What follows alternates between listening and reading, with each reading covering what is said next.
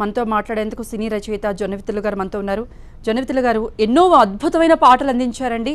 అప్పటిది గులేబకావళిలో నన్ను దోచుకుందువటే ఆ పాట నుండి అరుంధతిలో జేజమ్మ వరకు ఆయన అందించిన ప్రతి పాట కూడా చాలా హిట్ సాంగ్, ప్రతి ఒక్కరూ పాడుకునే పాట. మరి మీకు ఎటువంటి అనుబంధం ఉండేది సినారేతో? ఆయన మీరు కలిసారా? ఏం మాట్లాడుకునేవాళ్ళు? ఒక మహాకవి అస్తమించాడని ఈ ఉదయం పూట తెలియటం చాలా బాధగా ఉంది. తెలుగు భాషకి తీరని లోటు. సి నారాయణ రెడ్డి గారు లేని తెలుగు భాష లేదు. తెలుగు భాషకి ఎన్ని వన్నెలు చిన్నెలు అద్దాలు ఈ ఆధునిక సాహిత్య యుగంలో అన్ని అద్దినటువంటి మహాకవి. ఆయన గేయంలో, ఇటు గీతాల్లో, పద్యకవి అయిన పద్యాల్లో, అలా ముఖ్యంగా సినిమా పాటకి ఆయన అందించినటువంటి రసవత్ కవిత్వం అది మనం మాటల్లో చెప్పలేనిది. ఎంతో అనుభూతిప్రదంగా రసవత్తరమైన కవిత్వాన్ని పాత్రౌచిత్యంతో అద్భుతంగా రాసి అందించినటువంటి మహాకవి. ఆయన ఎక్కని మెట్టు లేదు సాహిత్య రంగంలో కానీ, అలాగే ఇతరేతరమైనటువంటి సాహిత్య సంబంధమైనటువంటి అధికారికమైన పదవులు కానీ, ఏదైనా సరే ఒక విశ్వనాథ సత్యనారాయణ గారు ఎలా అయితే ఒక తిషణాహంకార మూర్తి అని ఆయన చెప్పుకున్నారో, ఈయన అలా చెప్పుకోలేదు. కానీ ఈయన కూడా అంత హుందాగా, అంత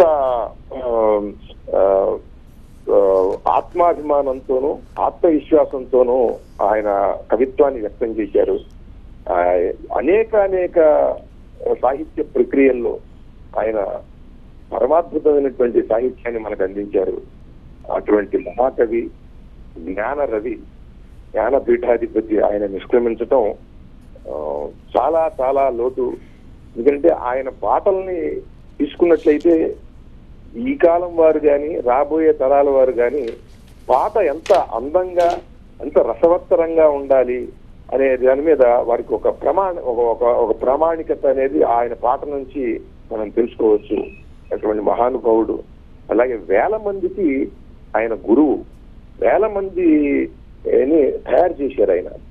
ఎవరు ఎప్పుడు ఏ కవితా సంకలనం చేసిన, కవితలు రాసిన, ఏ గ్రంథం రాసిన సి నారాయణ రెడ్డి గారి దగ్గరికి వెళ్ళి మీరు ముందు మాట రాయాలంటే దాన్ని పరిశీలించి తప్పకుండా ఆయన ముందు మాట రాసేవారు. అది ఆయనలో ఉన్నటువంటి విశిష్టమైన లక్షణం. ఎందుకంటే నాకు సమయం లేదనేటువంటి అవకాశం ఉంటుంది అంతటి స్థాయిలో ఉన్నటువంటి వారు ఎవరైనా.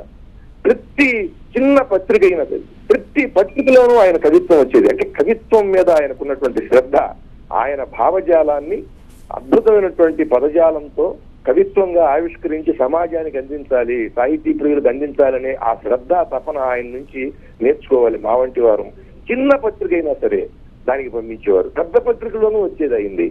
ఆయన నుంచి ఎన్నో విశిష్టమైనటువంటి లక్షణాలని అలవర్చుకోవాల్సిన అవసరం ఉన్నది నేటి తరం. మహాకవికి నా హృదయపూర్వకమైనటువంటి నివాళి, నమస్కారం. థ్యాంక్ యూ జొన్నవిత్తులు గారు, మీ స్పందన తెలియజేసినందుకు. నిజంగా ఎవరు రాసుకువచ్చిన, అంటే యువ రచయితలు, వర్ధమాన కవులు ఎవరైనా సరే తాము రాసిన పాటలు కానీ లేకపోతే పుస్తకాలు కానీ ఆయన దగ్గరికి తీసుకువెళ్ళినప్పుడు ఏ ఒక్కరిని కూడా కాదనకుండా పుస్తకం మొత్తం చదివి, అంటే ఏదో పైన చూసినట్లు కాకుండా మొత్తం చదివి అందులో సలహాలు చెప్పేవాళ్ళట. తర్వాత ముందు మాట అనేది ఎప్పుడు కూడా కాదనకుండా ఆయన రాసేవారు. ఈ విధంగా ఎంతో ప్రోత్సాహం ఇచ్చేవాళ్ళు. ఎందుకంటే ఆయన సాహితీవేత్తగా ఎంతో పేరున్న కవి. ఆయన దగ్గరికి వెళ్ళాలంటేనే సంకోచిస్తూ ఉంటారు యువ రచయితలు కానీ, లేకపోతే ఎవరైతే ఇప్పుడిప్పుడు సినిమా రంగంలో నిలదొక్కుకోవాలని వస్తున్నారో రచయితలు కానీ. అయితే వాళ్ళెవరినీ కూడా నిరుత్సాహపరచకుండా వాళ్ళని ప్రోత్సహిస్తూ, వాళ్ళు రాసినటువంటి ఏదైతే బాగా రాశారో దాన్ని చెప్తూ, ఏదైతే బాగా రాయాలో ఇంకా ఆయన సలహాలు ఇవ్వటం కూడా జరిగేదని మనకు జొన్నవిత్తులు గారు చెప్పారు. ఈవెన్ మనం ఇంతకు ముందు కూడా సినారే ఇంటర్వ్యూస్ చూసినప్పుడు కానీ, ఆయన పేపర్లలో ఆయన వ్యాసాలు చూసినప్పుడు కానీ ఆయన కూడా ఇదే చెప్పేవాళ్ళు. ఎవరైతే వస్తారో వాళ్ళందరికీ మనం ఆహ్వానం పలకాలి, వాళ్ళందరికీ కూడా నా ప్రోత్సాహం ఎప్పుడూ ఉంటుంది, ఏ రోజు కాదనలేదని ఆయన చాలా సందర్భాల్లో చెప్పడం కూడా జరిగింది. సినారేగా ప్రసిద్ధి చెందారు సింగిరెడ్డి నారాయణ రెడ్డి.